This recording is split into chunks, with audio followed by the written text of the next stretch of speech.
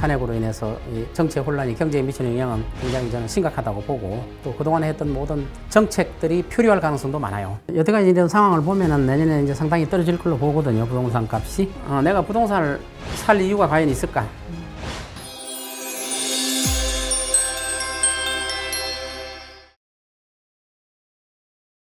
이번에 대통령 탄핵이 가결됐잖아요. 가결됐죠. 네, 그럼 앞으로 한국 경제에 미치는 영향 어떻게 보세요? 이거 많이 심각하죠. 네. 그렇지 않아도 우리나라 지금 경제가 또 부동산 시장이 굉장히 안 좋은 쪽으로 흘러가고 있는데 이 탄핵 아니라도 안 좋은 쪽으로 흘러가거든요. 네. 안 좋은 쪽으로 흘러가는데 또 탄핵까지 돼서 경기 침체의 수령으로 더 빠지지 않을까 저는 이렇게 보고 있어요.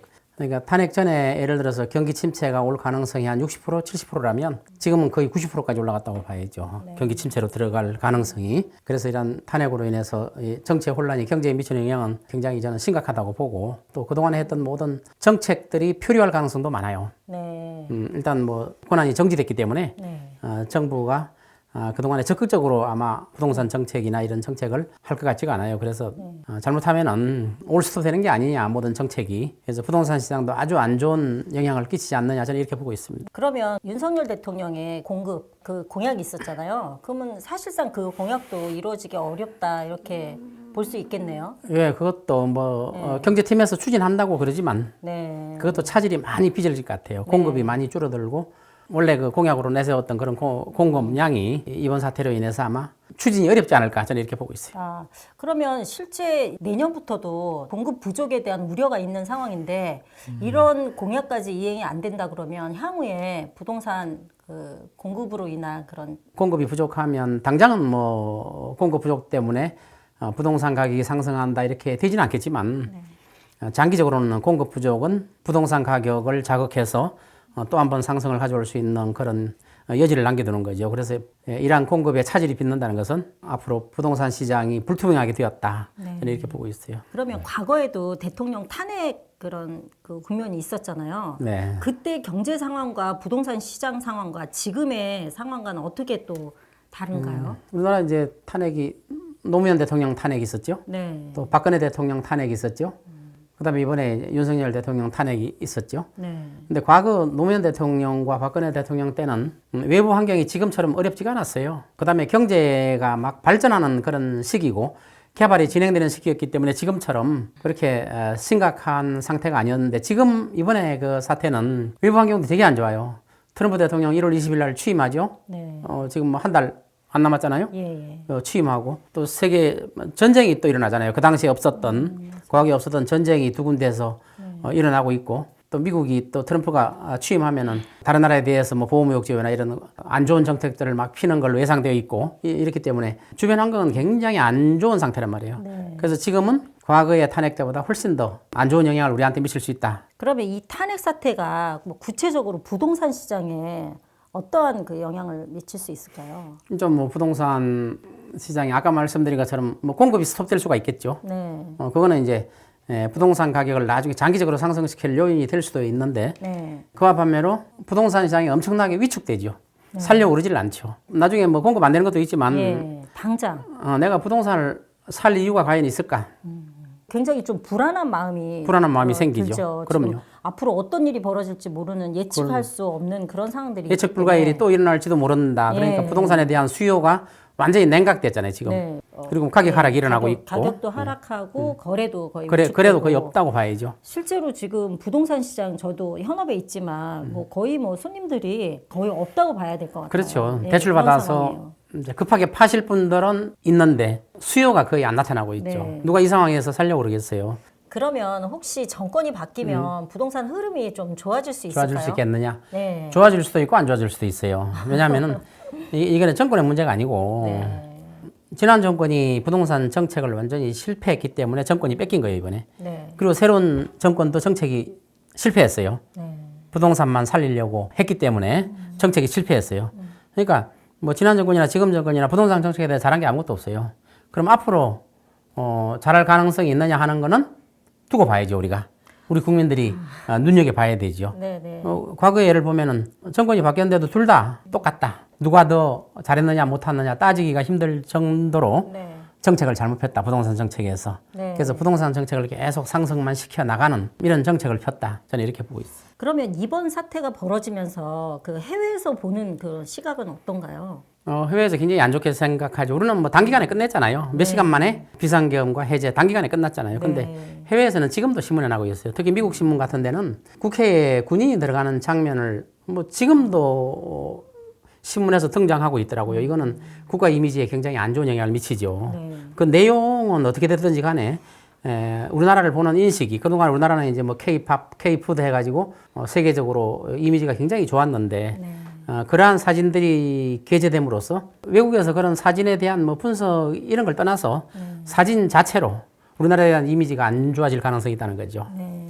그러한 것들은 우리나라 경제에 또 굉장히 영향을 미치고 외국에서 우리나라를 보는 시각이 그러니까 우리나라에 투자하려는 투자자들이 외국인들이 과연 투자를 하겠냐 이거죠. 이런 것들은 우리 경제에 굉장히 심각한 영향을 미칠 수 있다 이거죠. 네네. 환율도 급등했었잖아요. 급등했죠. 네. 그러면 이 환율 급등으로 인해서 국내 한국 경제에 미치는 영향도 상당할 거. 굉장하죠. 네. 원래 이제 이런 사태가 없었어도 환율이 굉장히 급등되기로 예정돼 있었어요. 네네. 근데 이번 사태로 인해서 훨씬 더 국민들이 이제 불안감을 느끼게 됐고 또 해외 투자자들이 투자를 안 하는 이런 투자 심리가 냉각돼 버렸죠. 냉각돼 가지고 환율이 급등하게 되고 또 정부에서는 환율을 방어하기 위해서 국민연금까지 지금 동원해 가지고 막고 있잖아요. 네. 막기 때문에 지금 1,400 얼마 이렇게 되고 있는데 만일에 그 정부에서 환율을 막지 않았으면 1,500 진작 넘었을 거예요. 그만큼 굉장히 심각하고 환율의 방어선이 무너질 수도 있는 거죠. 만일에 환율의 방어선이 1,500은 넘어버리면 환투기가 성행해 가지고 우리나라에서 물밀듯이 자금이 빠져나가요. 투자 자금이. 그러면 순식간에 경제가 주저앉을 수도 있어요. 그래서 지금 경제당국에서는 1,500이 넘지 않도록 또 1,400원에서 많이 올라가지 않도록 계속 환율을 방어하고 있는데 이 방어는 한계가 있어요. 지금 우리나라 외환 보유고가 지금 4,150억 불 정도 될 거예요. 근데 만일에 외환 보유고가 4,150억에서 그 밑으로 떨어져 버리면 3,000억 불대로 떨어져 버리면 심리적인 저항선이 무너지기 때문에 급격하게 무너질 수가 있어요. 그래서 우리 경제당국도 4천억 원을 지키려고 지속적으로 외환시장에 개입하고 있는 걸로 알고 있어요. 내년과 내후년에 경제 성장률이 거의 1%대라는 전망이 나오고 있는데 엄청 안 좋죠. 예, 경제 성장률이 1%대라 그러면 좀 위험한 거 아니에요? 위험하죠. 2달 전에만 해도 IMF가 우리나라 내년 경제 성장률을 2%로 봤어요. 네. 근데 이제 최근에 또 한국은행에서 내년에 1.9, 내후년에 1.8로 봤어요. 경제 성장률이 2% 밑에 1%대면은 사실상 경기 침체예요. 그리고 이러한 장기 저성장 구조가 오래 갈 거예요. 그런데 지금과 같은 이런 상황이 개선되지 않으면, 지금 정치적인 상황이 개선되지 않으면, 지금 이제 1.9로 작년에 예상했는데, 그거보다 훨씬 더 낮아질 수가 있다는 거예요. 한국은행에서 1.9로 내년에 예상한 거는 지금 일어나고 있는 정치적인 사태를 전혀 배제하고 모르는 상태에서 1.9를 했단 말이에요. 이런 상태를 안다면은 훨씬 더 낮은 경제 성장률을 예측했을 거란 말이에요. 그러니까 지금 상당히 심각한 상황이라고 봐야죠. 그러니까 불투명하고 안개 속에 내년에 경제 성장이 어떻게 될 것이냐, 경제가 얼마나 망가질 거냐, 여기에 대해서 굉장히 두려움을 갖고 있죠. 그러면 건설 경기도 굉장히 안 좋은 상황인데 PF 그렇죠. 문제도 PF 문제 좀 굉장히 심각하지 어려워요. 않나요? 네. PF 문제는 지금 뭐 터지기 직전이었어요, 사실은. 네. 이제 PF 문제는 한 번은 터졌어야 되는데 그동안에 정부에서 계속 방어를 해온 거거든요. PF가 터지지 않도록. PF가 터지면 건설회사들이 부도가 많이 속출하잖아요.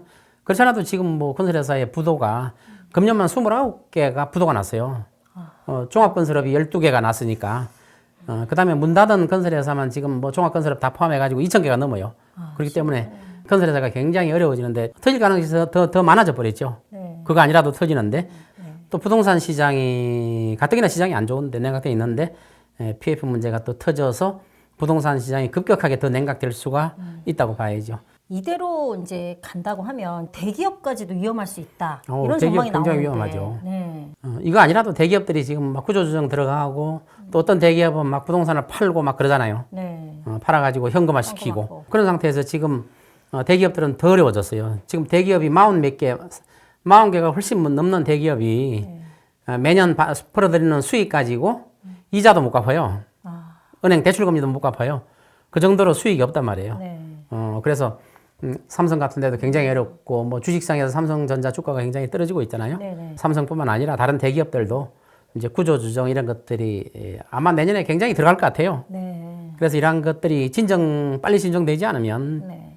이러한 대기업들도 잘못하면 위험해질 수도 있다. 저는 이렇게 보고 네. 있어요. 그렇다면 지금까지 말씀 들어보면 정말 좀 어떻게 해야 될지 모르는 안개의 국면이다 네, 이렇게 안개 볼 수 국면이죠. 있는데 2025년에 부동산의 흐름, 네, 시장은 어떨까요? 여태까지 이런 상황을 보면은 내년에 이제 상당히 떨어질 걸로 보거든요. 부동산 값이. 그렇지 않아도 떨어지는데 더 떨어질 가능성이 상당히 많다고 봐요. 근데 이제 부동산이 이제 내가 실수요자들은 사실은 한 채 정도 있는 게 이게 거주의 안전성을 위해서 굉장히 중요하거든요.